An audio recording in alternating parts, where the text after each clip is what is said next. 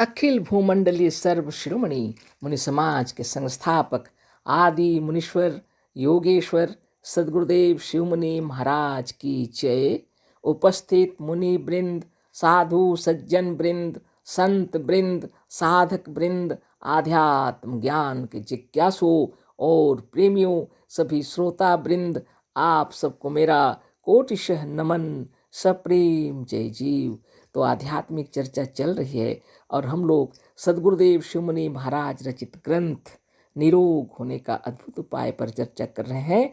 अध्याय 5 पर चर्चा हो रही है, रोग रोग नहीं है। तो आगे पढ़ेंगे आज हम लोग, है ना, इसी विषय पर। अभी उसी अध्याय पर अभी पूरा नहीं हुआ है ना। आगे सदगुरुदेव कह रहे हैं, हमारे कहने का यह मतलब नहीं है कि तुम आत्मा के कहने पर भी उचित और अच्छी औषधि का सेवन न करो। बात यह है कि मनुष्य को बहुत दिनों से औषधि खाने की आदत सी पड़ गई है। अतः बहुत से अयोगी और अज्ञानी यदि औषधि ना खाएंगे तो उन्हें बीमारी के बढ़ने की चिंता बनी रहेगी और यह चिंता बहुत ही हानि पहुंचाने वाली है। जो लोग मुनि समाज का साधन नहीं करते हैं या जिन्हें अभी दीक्षा नहीं दी गई है, ऐसे अविश्वासी, अयोगी और अज्ञानी लोग औषधि खा सकते हैं, पर यह भी समझ रखें कि उन्हें कोई रोग नहीं हुआ है। पर बिना समझे औषधि खाने से ना खाना अच्छा है। 100 में 99 लोग औषधि खाकर अपना रोग बढ़ा लेते हैं। 100 में 99 वैद्य, डॉक्टर और हकीम औषधि देकर रोगों को बढ़ाने वाले हैं, घटाने वाले नहीं। यदि संसार से वैद्य, डॉक्टर और हकीम निकाल दिए जाएं तो आधा रोग उसी दिन कम हो जाए। इन रोगों से जो हम लोग बहुत निर्बल हो जाते, पीले पड़ जाते और रोग को बढ़ा लेते हैं, इसका कारण अधिकतर पूर्वोक्त प्रकार से चिंता करना व डर जाना है। यदि आपके हृदय में डर ना घुसे तो बीमारी कभी बढ़ नहीं सकती। सदगुरुदेव शिवमुनि महाराज की जय, है ना। बहुत बड़ी बात है। सदगुरुदेव कह रहे हैं कि हमारे कहने का मतलब नहीं है, यह नहीं है कि तुम आत्मा के कहने पर भी उचित और अच्छी दवाई मत खाओ, सेवन न करो। ऐसी मेरी कहने की कोई मैंने ऐसा अभिप्राय नहीं है, कह रहे हैं। उसका कारण बता रहे हैं सदगुरुदेव, है ना। वैसे तो सदगुरु की इच्छा है कि कोई औषधि ही ना खाए, है ना। लेकिन क्या करें, कारण बता रहे हैं वो, है ना। बात यह है कि मनुष्य को बहुत दिनों से औषधि खाने की आदत सी पड़ गई है ना। सदगुरुदेव कारण बता रहे हैं। बात यह है, कह रहे हैं कि बहुत दिनों से मनुष्य को औषधि खाने की आदत सी पड़ गई है। अतः बहुत से अयोगी, मतलब जो योगी नहीं है, और अज्ञानी, जिनको इस विषय में ज्ञान नहीं है, यदि औषधि ना खाएंगे तो उन्हें बीमारी के बढ़ने की चिंता बनी रहेगी।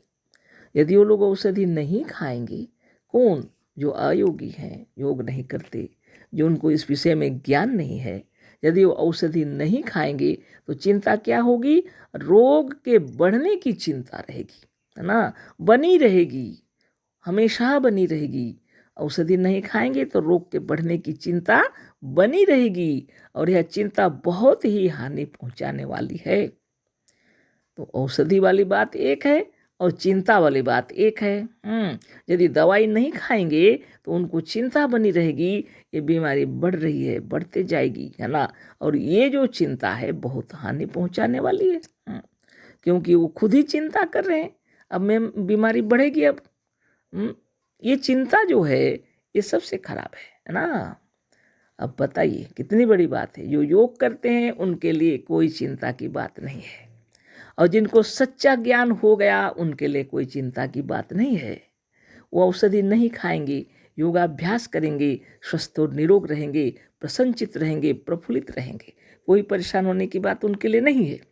लेकिन जो योग नहीं करते और जिनको विशिष्ट ज्ञान भी नहीं है इस संबंध में, है ना, वो औषधि के भरोसे ही रहते हैं।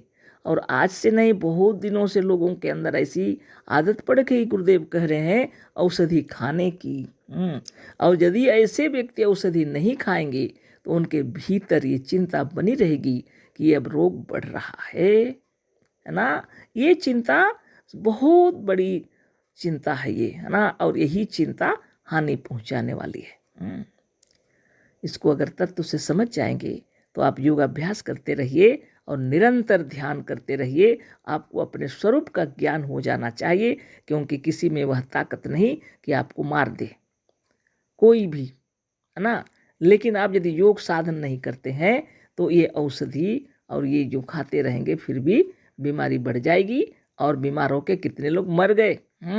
बहुत धनवान लोग भी, है ना, बहुत रुपये पैसे वाले भी कैंसर से लेकर के मर गए। बड़े बड़े पैसे वाले, है ना, अरबोपति लोग भी, है ना। अब सोचिए ये औषधि में बल है या आपकी भावनाओं में बल है।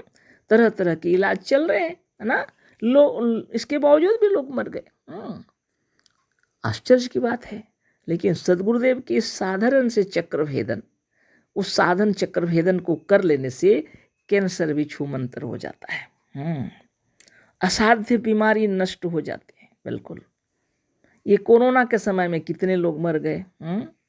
लेकिन जो योगी लोग साधन कर रहे थे उनको कोई प्रकार से किसी प्रकार की तकलीफ नहीं हुई। तो सबसे बड़ी बात है ज्ञान होना चाहिए। जब आपकी 18 अक्षौहिणी सेनाएं 18 चक्र में तैनात हैं, तो मजाल है कि कोई बीमारी आपके अंदर घुस जाए। लेकिन चिंता जो है, जहाँ से आप आदेश दे रहे हैं, ब्रेन के अंदर ये चिंता घुस गया कि हम दवाई नहीं खाएंगे तो बीमारी बढ़ जाएगी, रोग बढ़ जाएगा। अब दवाई भी खा रहे हैं फिर भी चिंता आपके अंदर है, हमें कैंसर हो गया है मतलब हम मर जाएंगे। ये भावना जो है इसी व्यक्ति को मार देता है। हर व्यक्ति के अंदर ये विचार हो जाता है, एक कैंसर हो गया, बाप रे, अब हम नहीं बचेंगे, मर जाएंगे, है ना। जब आप ही सोच रहे हैं अब हम नहीं बचेंगे, मर जाएंगे, तो ये बात आपके ऊपर निर्भर करता है ना। और आप यदि चिंतन करते हैं कि हम अमर निरोग हैं गुरुदेव की वाणी पर, है ना अद्भुत, आपको लगेगा कि ये फालतू की बातें हैं, हाँ, लेकिन जो करके देखे हैं, है ना, और जिन्होंने जीता है अपने आप को, है ना, वो जानते हैं। बहुत बड़ी बात, साधारण सी बात है, वास्तव में बहुत साधारण सी बात है। चक्रभेदन साधन इतना आसानी से, इतना आनंद से किया जाता है, सो करके बैठ करके बहुत बड़ी बात है। हाँ, गुरुदेव कहते हैं खूब अच्छा आसन बना लो, सुंदर, जहाँ पर तुम लेटोगे तो तुम्हारे पैर जमीन में नहीं पड़ेंगे, हाथों को फैलाओगे कहीं चोट नहीं लगेगी, ऐसे स्थान पर आसन बना लेना। आरामदायक आसन, थोड़ा गद्दी होना चाहिए, ऐसा भी नहीं जिसमें कि तुम्हारा शरीर का ढांचा ही ठीक न रहे, ऐसा भी नहीं, है ना। प्लेन स्थान पर सुंदर आसन पर विराजमान होकर आपको चक्र भेदन करना है, आंखें बंद करके। बहुत बड़ी बात है ये, है ना आंखें बंद करके मंत्रोच्चारण करना है, ध्यान तपस्या में तल्लीन होना है ना। जैसा समय मिला वैसे 1 घंटा लग सकते हैं, आधे घंटे लग सकते हैं, 10-15 मिनट भी लग सकते हैं और 5 मिनट भी लग सकते हैं। नित्य योगाभ्यास करना चाहिए, है ना। आप देखेंगे क्षण में बीमारी दूर, है ना, उसी वक्त हृदय में आनंद आ जाना निश्चित है ना। ज्ञान बहुत बड़ी चीज़ है, सदगुरुदेव वही बात बता रहे हैं। यदि औषधि नहीं खाएंगे तो मन में ये बात बैठ जाता है उनके अंदर में, अब बीमारी बढ़ेगी, रोग बढ़ेगा, है ना लेकिन ये सोचिए, बड़े बड़े लोग, बहुत पैसा है जिनके पास, बड़े बड़े डॉक्टर के पास गए, फिर भी कैंसर से मर गए। भारत तो क्या, फॉरेन से भी लौट करके आए, है ना, बाहर भी चले गए, बाहर से भी आए, फिर भी कैंसर से मर गए। किस लिए मरे? एक ही बात, अब कैंसर हो गया, अब हम नहीं बचेंगे, ये भावना, ये विचार उनको मार दिया। औषधि ने कुछ नहीं किया, है ना। और डॉक्टर तो बहुत कोशिश किए, जी जान लगा दिए, उनके परिवार वाले भी खूब पैसे खर्च किए, लेकिन वो बच्चे नहीं। अभी भी चल रहा है ऐसे ही। लेकिन मुनि समाज में जो जो दीक्षा ले लिए हैं, कैंसर के मरीज स्वस्थ हैं, है ना ताज्जुब की बात है, बिल्कुल साधारण सी बात है, बिल्कुल। लेकिन असाध्य बीमारी ठीक हो जाती है क्योंकि आप असाधारण हैं। सदगुरुदेव वही बात बता रहे हैं। आप जो हैं ब्रह्म हैं साक्षात, आपकी भावनाओं का ही प्रभाव पड़ता है शरीर में। यदि यह ज्ञान आपको हो गया तो औषधि की जरूरत नहीं पड़ेगी, है ना। और जब तक ज्ञान नहीं है सदगुरु भी महान है। हमारे कहने का यह मतलब नहीं है कि तुम आत्मा के कहने पर भी उचित और अच्छी औषधि का सेवन न करो। मतलब खा लो बोल रहे हैं। कोई बात नहीं, दवाई खा लो, है ना, कोई बात नहीं। धन्य धन्य गुरुदेव, है ना। और फिर क्या कहते हैं, है ना। बहुत बड़ी बात है। तो ये विचार भी रखो, वास्तव में तुम रोगी नहीं हो, है ना। वास्तव में तुम रोगी नहीं हो, ठीक है। दवाई खा लो, है ना। खाने की इच्छा है तो अपनी इच्छा के अंतर्गत, है ना, अपनी आत्मा के हिसाब से तुम्हें जो अच्छा लग रहा दवाई खा लो, कोई बात नहीं। हाँ, लेकिन यदि योगाभ्यास करते हैं और नित्य योगाभ्यास करते हैं तो धीरे धीरे सचमुच में दवाई छूट जाएगी, है ना। तो कल इस पर फिर चर्चा होगी, बातें बहुत हो गई, है ना।